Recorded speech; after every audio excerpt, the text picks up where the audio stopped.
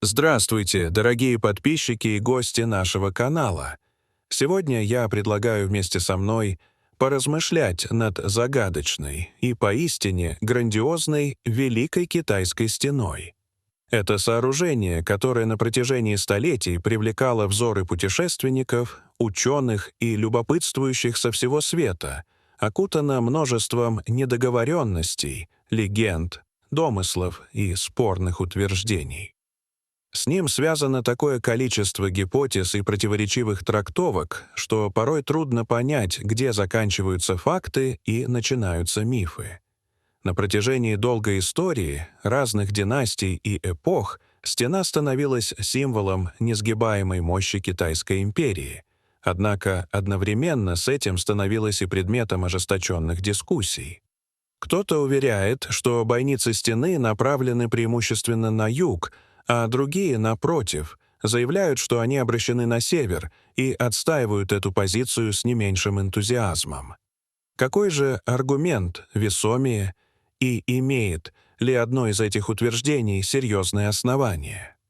Сегодня я хочу попытаться разобрать несколько распространенных заблуждений, обратить внимание на детали, которые часто остаются в тени, и исследовать особенности, делающие эту конструкцию еще более таинственной и привлекательной для изучения. Отмечу сразу, все сказанное — лишь мои личные наблюдения, размышления и постановка вопросов. Возможно, вы не согласитесь с некоторыми моими выводами, и это абсолютно нормально, ведь любое мнение имеет право на существование, и я только приветствую ваши комментарии и конструктивную критику. К тому же, нередко популяризаторы истории на YouTube демонстрируют лишь те фрагменты стены, которые удобно вписываются в официальную точку зрения. Их ролики зачастую показывают только одну сторону стеновой линии, скрывая множество других особенностей, которые способны полностью изменить представление о ее назначении. В их видео можно увидеть участки, где бойницы размещены по обеим сторонам, или где они явно были перенесены в ходе реконструкций, и такие детали неизбежно вызывают вопросы.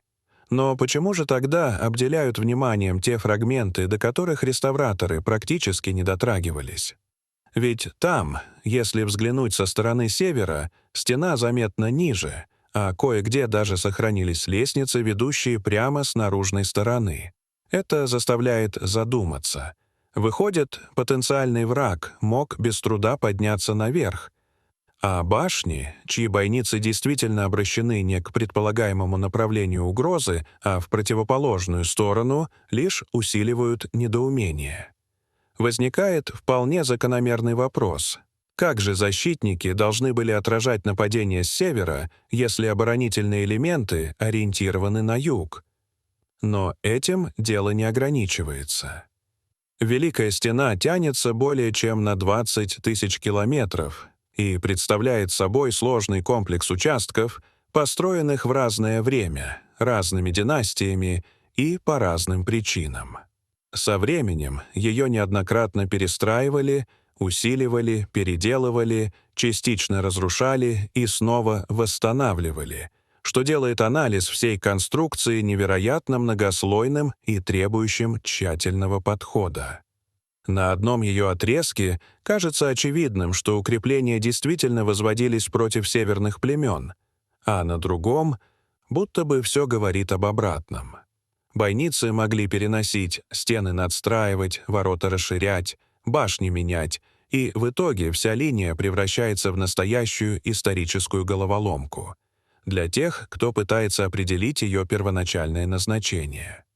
Иногда создается ощущение, что каждый участок отражает не только функциональные задачи своего времени, но и совершенно разное понимание обороны у тех, кто принимался за строительство или реконструкцию.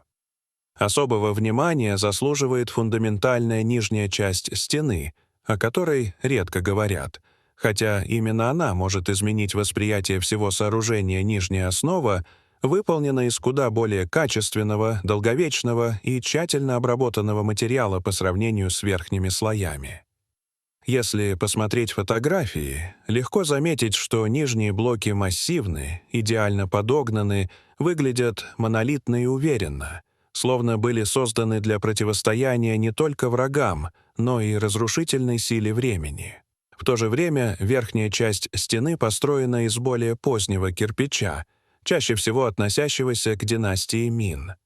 Раствор, которым скреплены эти кирпичи, отличается и по цвету, и по структуре, а сами кирпичи нередко выглядят грубо, неровно и даже хрупко. Все это явно указывает на результаты многочисленных позднейших реконструкций. Складывается впечатление, что нижний уровень создавался людьми с великолепными технологиями и возможностями, а для верхних слоев либо не хватило ресурсов, либо изменились стандарты строительства, либо сама цель сооружения стала иной. Подобный контраст сложно игнорировать. Он вызывает вопросы, которые часто обходят стороной. Вы когда-нибудь видели европейские крепости, построенные подобным образом, с идеальным каменным низом и относительно слабой верхней частью? Обычно все наоборот. Самый прочный материал используется для ключевых оборонительных элементов. Здесь же наблюдается обратная картина, будто основной смысл был в фундаменте, а все, что выше, лишь поздняя надстройка, выполненная по остаточному принципу. Именно такие различия приводят многих исследователей к мысли, что Великая Стена изначально могла вовсе не быть чисто оборонительной. Исторический контекст, политическая ситуация, внутренние перемены в империи — все это могло влиять на ее облик и функции. Возможно, она служила не только для защиты, но и для разграничения территорий, контроля миграции, демонстрации силы или даже иных задач, о которых мы сейчас лишь догадываемся. В некоторых местностях стена полностью сложена из кирпича, и это позволяет предположить, что к моменту реставрации древняя конструкция была разрушена почти до основания. Рабочим приходилось строить фактически заново, и новый материал создавал лишь внешний образ, не отражающий древний прототип. Чем больше всматриваешься в эти детали, тем больше понимаешь, насколько неоднозначной может быть ее истинная история и насколько сильно она изменилась за века. Немало интересных мыслей возникает после знакомства с работами выдающегося историка Льва Гумилева. Он обращал внимание не только на конкретные факты, но и на общую логику исторического процесса. Гумилев задавал неоднозначный вопрос: а действительно ли мы имеем дело с классической оборонительной системой в привычном понимании? Можно ли утверждать, что ее возводили именно те, кому официальная историография приписывает строительство? И не была ли она переосмыслена позже, когда от первоначальных сооружений оставались лишь руины? Он писал, что когда-то высота стены доходила до 10 метров, а каждые 60-100 метров стояли сторожевые башни. Это действительно производит впечатление мощного оборонительного комплекса. Однако вскоре после завершения работ обнаружилось серьезное противоречие. Армия Китая оказалась недостаточно многочисленной, чтобы полноценно защищать столь протяженную линию.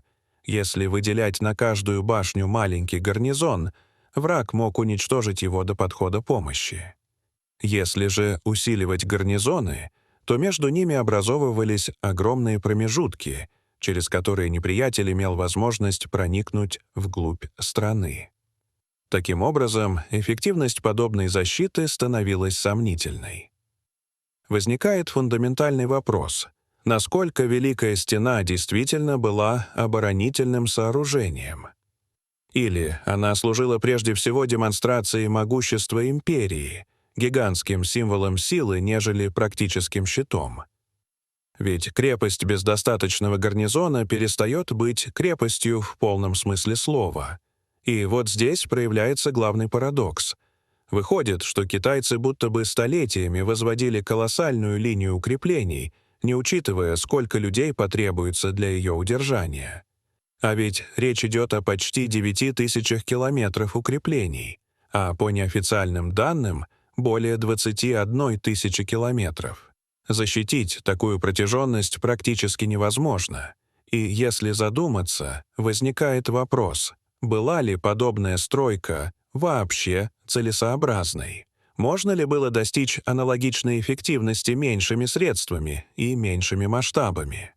Ответ напрашивается сам собой, но и его следует рассмотреть отдельно. Существует точка зрения, согласно которой Великая Стена вовсе не является созданием китайцев II века до нашей эры и ее первоначальное предназначение могло быть совершенно иным.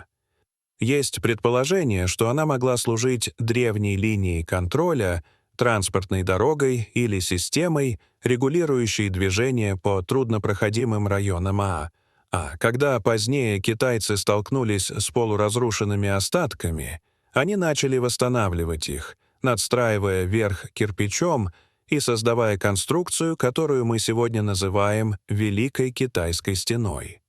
Таким образом, древний объект мог быть совершенно иным, а история была переписана позже. Тогда возникает самый главный вопрос: кто же в действительности построил это грандиозное сооружение? Какая цивилизация могла обладать такими ресурсами, технологиями, знаниями и организацией в глубокой древности? В будущих выпусках мы обязательно продолжим исследовать эту тему и рассмотрим возможные версии, которые способны пролить свет на подлинное происхождение стены.